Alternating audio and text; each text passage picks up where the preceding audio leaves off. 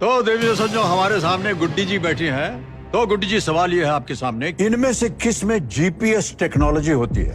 ए typewriter, B television, सी satellite या D 2000 रुपए का नोट? 2000 रुपए के हर एक नोट पर NGC यानी नैनो GPS चिप लगा हुआ होगा। सर डी 2000 रुपए का नोट।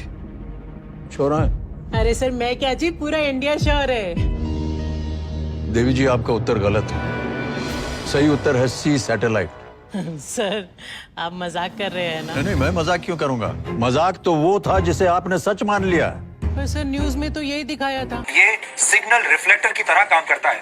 जब कोई सैटेलाइट लोकेशन की जानकारी लेने के लिए सिग्नल देता है, NGC लोकेशन से इस सिग्नल को रिफ्लेक्ट कर देता है। ये तो उनकी गलती हुई ना? नहीं, हो सकता है उनकी गलती हो, लेकिन नुकसान तो आपका हो गया ना। तो देखा आपने देवियों सज्जनों, ज्ञान जहां से भी मिले बटोर लीजिए, और पहले जरा टटोल लीजिए। तो शांति से जरा थोड़ी देर बैठिए और सोचिए